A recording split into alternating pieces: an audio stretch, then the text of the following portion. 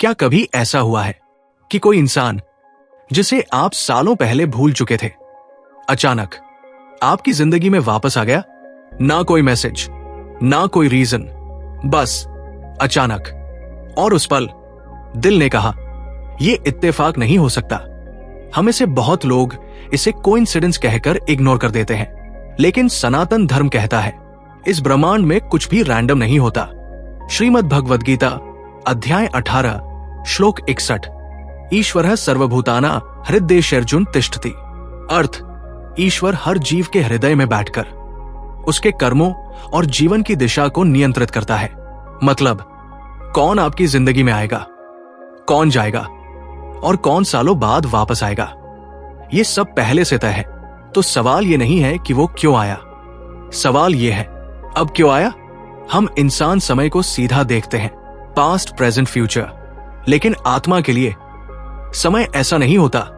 कठोपनिषद में कहा गया है, न जायते म्रियते वा कदाचित।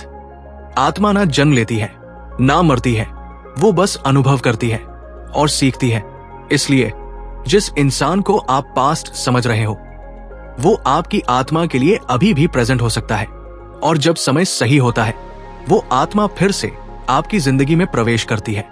मान लो कभी आपकी जिंदगी में कोई ऐसा इंसान आया था जिससे आपने बहुत गहरा कनेक्शन महसूस किया। शायद आपने उससे प्यार किया, या शायद सिर्फ उसकी प्रेजेंस में आपको शांति मिलती थी। लेकिन किसी कारण से वो रिश्ता टूट गया। आपने सोचा खत्म हो गया, साल बीत गए, आप बदल गए, आपकी जिंदगी बदल गई।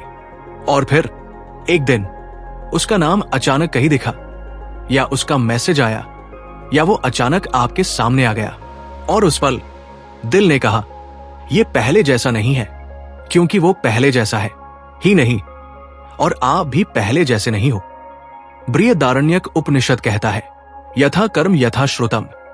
जैसा कर्म वैसा परिणाम, और हर अनुभव आपको बदल देता है।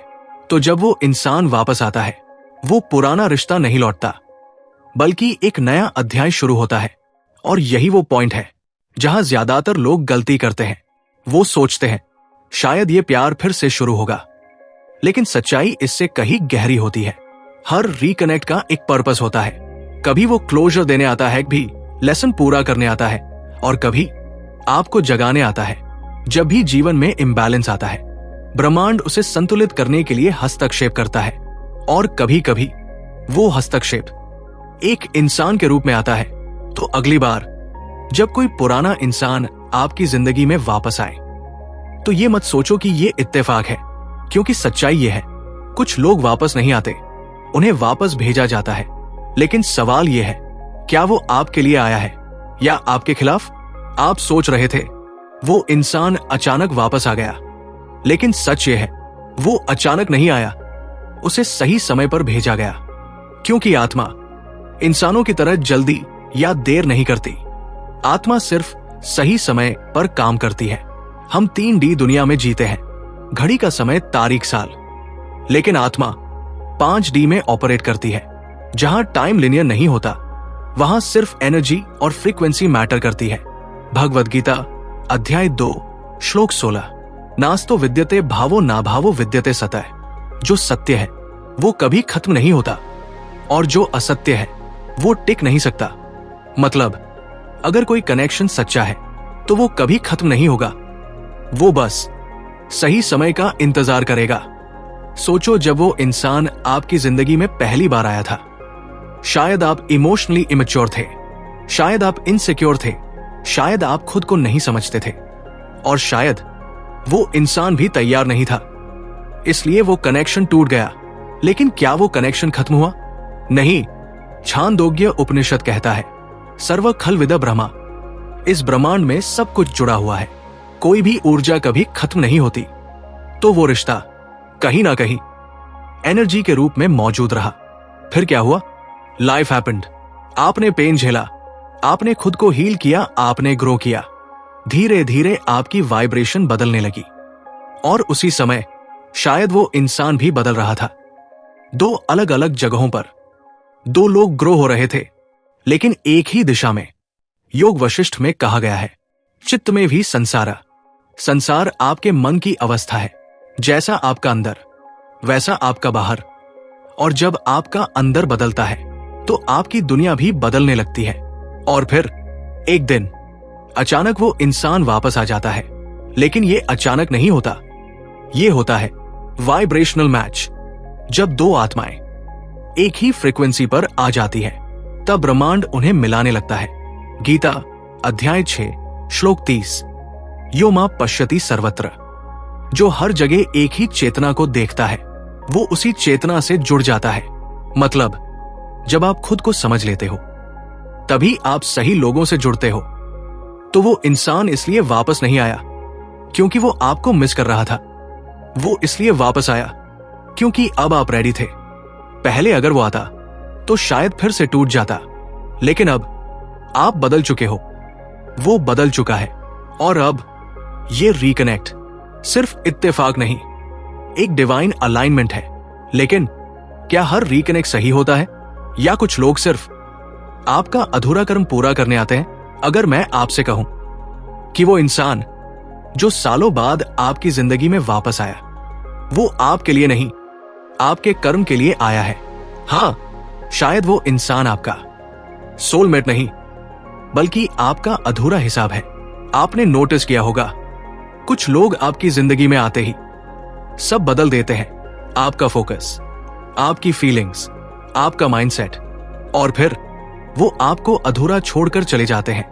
आप मूव ऑन करने की कोशिश करते हो, खुद को समझाते हो ये बस एक फेज था, मुझे आगे बढ़ना चाहिए, लेकिन दिल मानता ही नहीं। भगवद गीता अध्याय 3 श्लोक 9।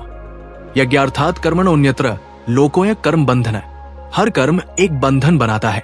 जब तक वो पूरा नहीं होता आत्मा मुक्त नहीं होती। और यही है कर्मा का ट्रैप।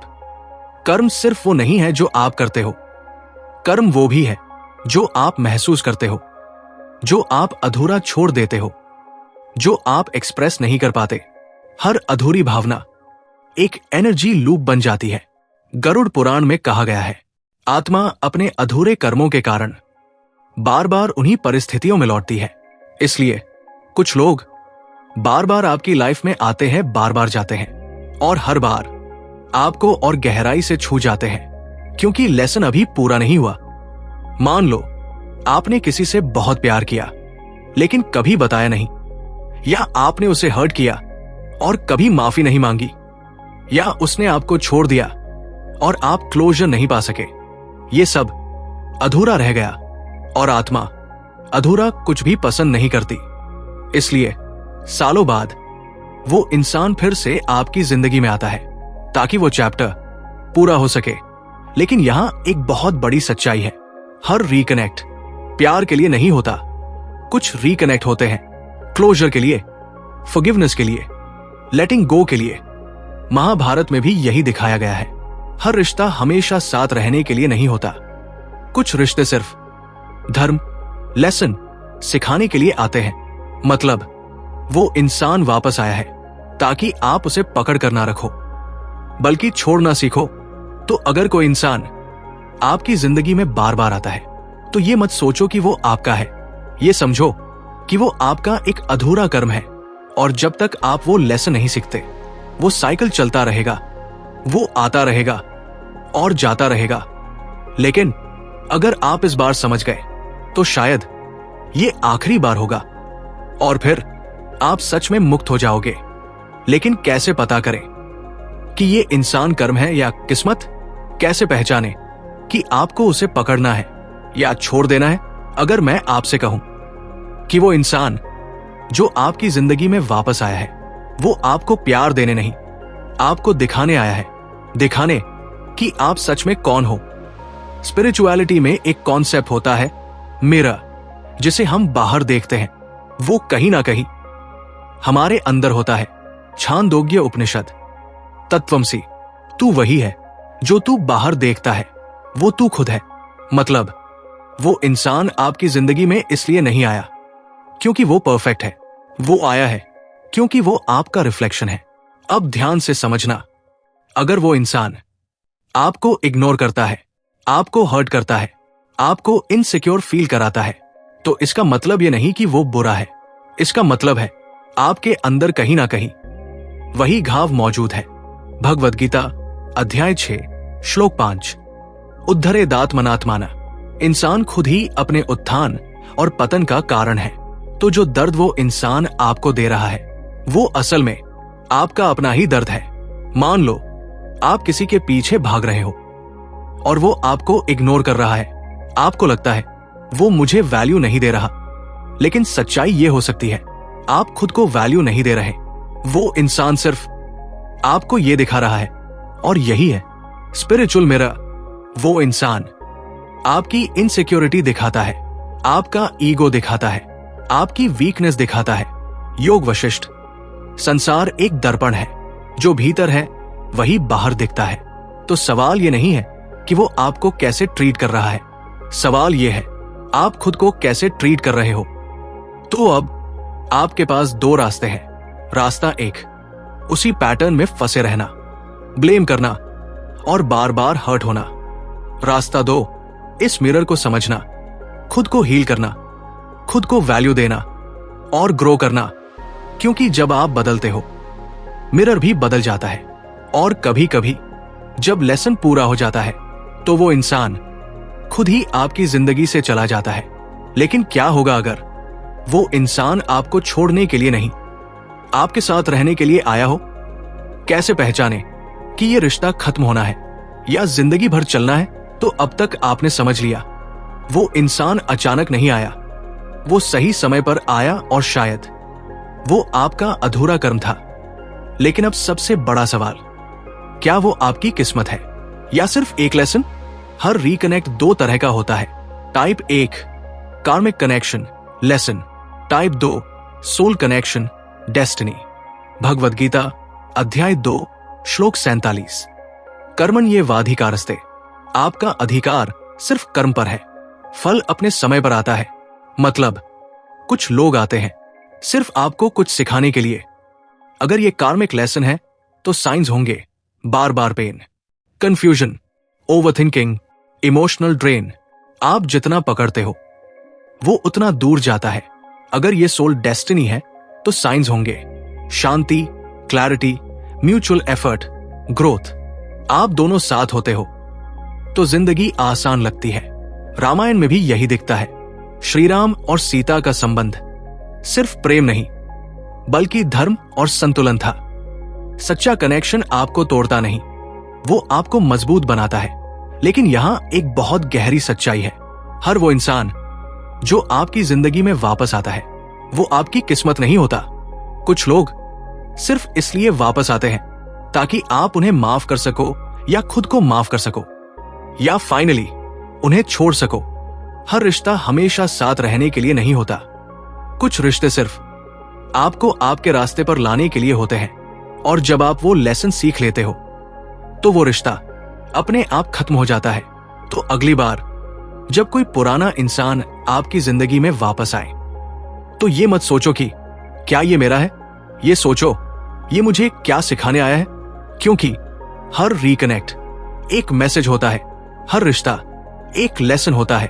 अगर इस वीडियो ने आपको आपकी जिंदगी के किसी इंसान की याद दिलाई है तो इस वीडियो को लाइक जरूर करें और शेयर करें उस इंसान के साथ जिसे ये समझने की जरूरत है। और नीचे कमेंट में जरूर बताना, क्या आपके साथ भी ऐसा हुआ है? क्या कोई सालों बाद आपकी जिंदगी में वापस आया?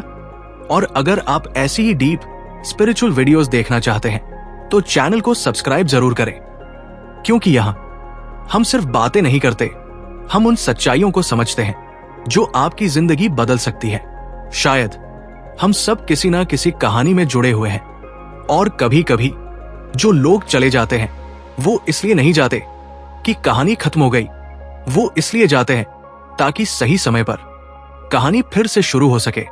फिर मिलेंगे किसी अगली कहानी में। ओम शांति।